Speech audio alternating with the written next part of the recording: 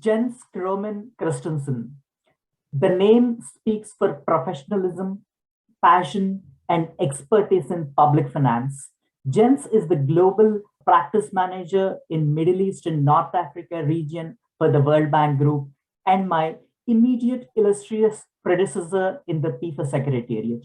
We have today Jens to talk to us on public financial management implications. Jens, welcome to the conversation. We completed 20 years of PEFA. We just signed it off with a global conference in December. What are your reflections on the journey of PEFA in the past 20 years and also on the anniversary celebrations last year? Jens. Well, thank you very much for inviting me for this celebration. And first of all, I'd like to congratulate all those who've worked on PEFA throughout these many years, the 20 years, the thousands of government officials around the world who have led and contributed and benefited and used PEFA assessments, the thousands of public officials, elected auditors who read them and used them, the rating agencies who benefit from reading the PEFA assessments. Every PEFA user should be congratulated of 20 years of success. I also like to congratulate the development partners, the PEFA partners, who have made it all possible through their leadership and guidance, but also through their funding, both of the PEFA program and of the hundreds of PEFA assessments. The PEFA assessors should definitely be mentioned. PEFA assessment would not have been what they are without the amazing dedication of time and quality and learning of the PEFA assessors who are guiding the assessments out there. And finally, of course, the fantastic team in the PEFA Secretariat who has been anchoring this program and continue to develop it. They deserve a huge celebration and recognition. Now, 20 years is a long time in development. And in some sense, you could ask yourself, if anything in the field of development lasts for 20 years, then maybe you haven't been that successful because the problem should have been solved. But I would say that in this case, the 20 years speaks to the strength of the approach and the program, the rigor and the reference point for good practice, the accumulated knowledge, the ongoing innovation, and the adaptation of the PEFA program really is remarkable, and I think is the reason, or are the reasons behind the PEFA program lasting for 20 years and hopefully for 20 more years. Thanks, Jens. And it's when you were the head of PEFA Secretariat between 2018 and 2020 that we had 3 new supplementary frameworks: PEFA Gender, PEFA Climate, and PEFA Subnational, which are now being used extensively all over the world. Can you take us through the thinking at that point of time? What prompted you to get to these supplementary frameworks, and how do you see these frameworks contribute in the long run to public financial management systems? So I would really like to give credit to the PEFA Steering Committee for agreeing to and launching these developments. I think it was clear at the time that there was an increasing questioning of why we keep doing these PFM reforms.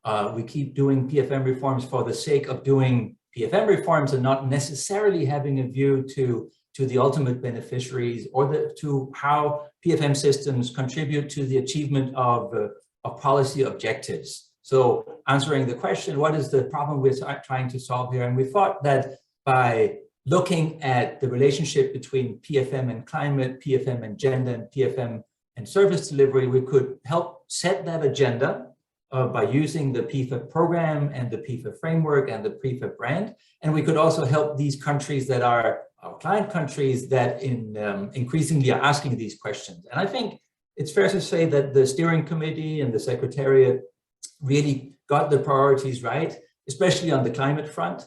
I think that module really has helped set the agenda for the importance of institutions of planning and budgeting and execution procurement for the climate agenda, and has been helping in waking up ministries of finance to their important role in this challenge that the globe is facing. The same on gender, the same on service delivery. So we were motivated by a need to show the relevance, but also to adjust, if you will, and guide the PFM profession toward a more outcome and beneficiary focused engagement. I think for many years, the PFM reform community, and I would regard myself as part of that. The PFM profession, if you will, has been living the dream, in the sense that when you presented a proposal to invest $50 million in a new IFMIS, medium-term expenditure framework, and maybe even accrual accounting, development partners and government would nod their heads and say, yes, that's a great idea, 50 million, what a bargain, we believe in this. I think increasingly reformers and partners, providers will need to show how this benefits those who are funding these investments, and that $50 million for those kind of investments indeed are better spent on strengthening institutions for sustainable institutional strengthening and delivery than for direct delivery to beneficiaries. And I think the sooner we wake up to that, and the sooner the PEFA program wakes up to that, as the PEFA program did, the sooner we regain the credibility and centrality in the global development agenda. Indeed, Jens, and that's what we are right now seeing in terms of the number of requests that come for PEFA. They always these days come with, along with PEFA, probably jointly to do a PEFA Gender or a PEFA Climate indeed. So that takes me to my next question, which is more related to your current role. You are the practice manager in the MENA region for the World Bank Governance Global Practice.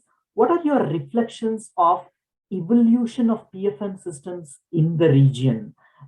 And there is also like one hears criticism to say that or recommendations that in the Middle East and North Africa region, transparency and accountability is an area of public finances which needs much greater focus and improvement. What are your reflections and how do you think that can be done?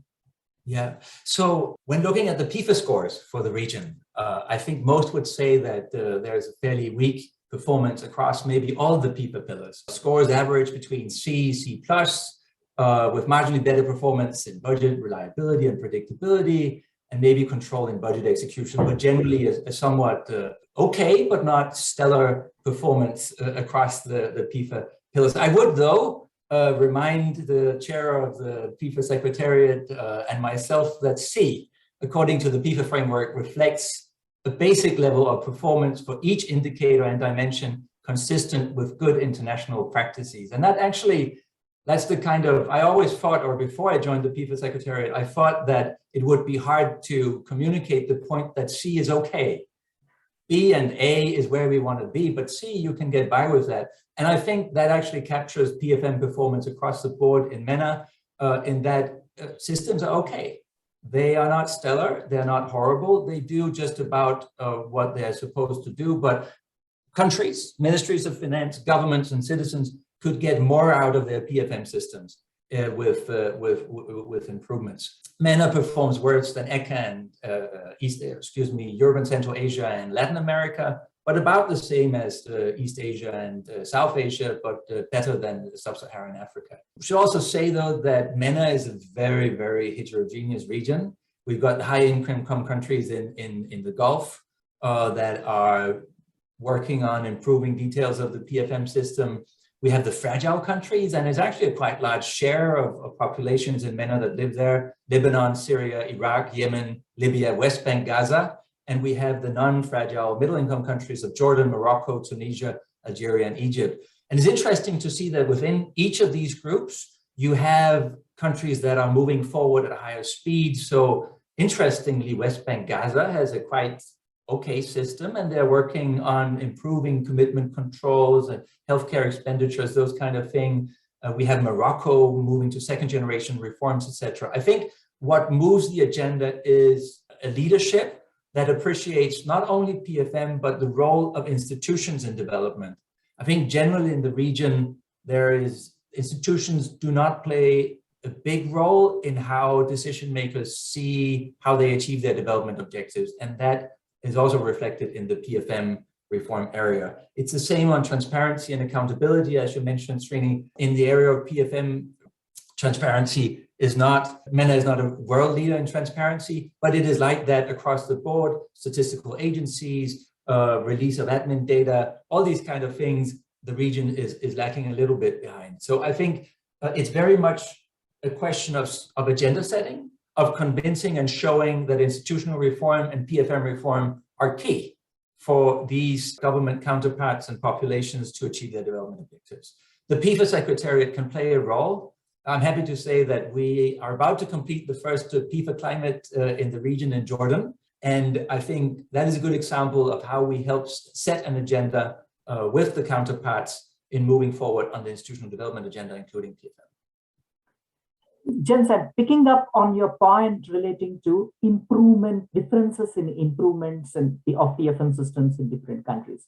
When someone tells me to say that governments invest a lot of money on PFM reforms and there's a lot of hope and expectation at the beginning, and eventually they underperform and the delivery, there is a disconnect between the two. Sometimes, based on my own experience, there is some bit of a truth to it. Having worked in governments and civil services in the World Bank and now in PEFA, you see that the promise is so huge and which doesn't necessarily translate to complete results. Where do you think is the gap and how do you think we can fix this?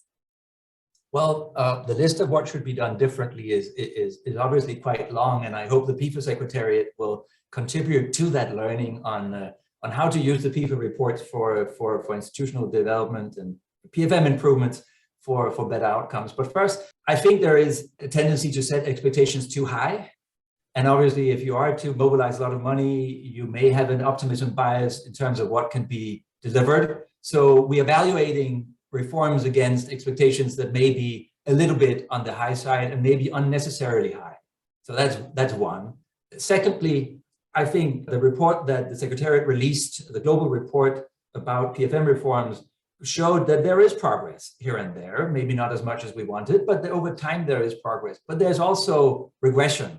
And I think in the development community, we have this fiction that development is a one-way street or a staircase that you take one step up and you'll never go down. It's not like that in OECD countries. It's not like that in private businesses, and it's not in development. If anything, you would expect that in low capacity, high risk environments, you would see some regressed reforms, and that should be part of our expectations too. Now, then there are also questions, are we doing the right things the right way? Obviously, being more cognizant of the political economy, being more cognizant of local circumstances, be more realistic about getting the foundational reforms in place before trying out the more fancy reforms. I think all of these things, which are now well documented in the literature, we should really reflect on as a profession and not least as providers of development finance for these kind of reforms. I think the thoughts are done. I think we just need to get going and internalize and make sure we heed the good advice and lessons that are emerging. Thanks, Jens. That brings me to my last question.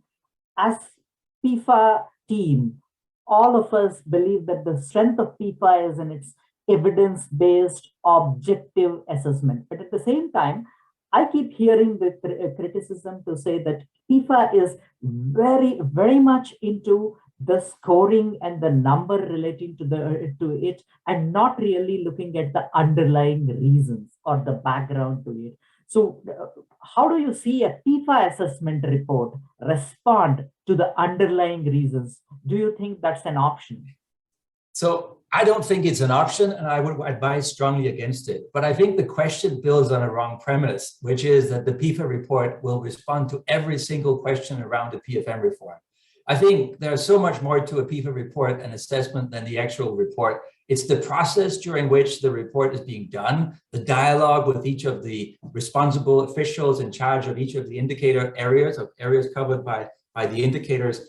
It is the trusted relationship between the reform secretariats of those in charge of reform and those who are providing information to the reports that is important.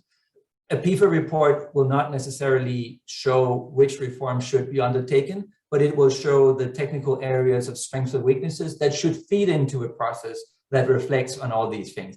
I know that the Secretariat experimented with some guidance on how to use PEFA reports for PFM reform, and I would very strongly encourage that to be further developed and tested and tried, and also to be, for the users of PEFA reports, not to use them mechanically, just because a function or an area is getting a C doesn't mean that it should be high priority reform area. It depends on whether it's feasible and whether an improvement will help solve urgent issues and challenges that the users of the PFM systems have. So I would think that use the reports with caution and care and reflect all these non-technical factors as well. So that would be my response to that. And the PEFA Secretariat has an important role in issuing warnings about how to use and how not to use the reports, and also providing guidance and good examples on how to do it.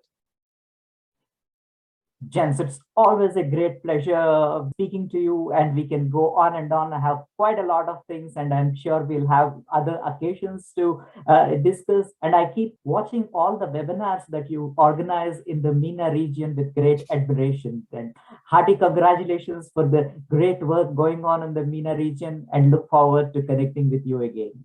And Srini, happy birthday to the PEFA program, the PEFA Secretariat, and all the PEFA users out there. And we hope that we can welcome you in MENA very soon. Thank you. Thank you. And that's Jens for us, having conversations as part of the 20 years of PEFA conversation series. And I would come back to you with yet another expert on PFM very soon. Thank you.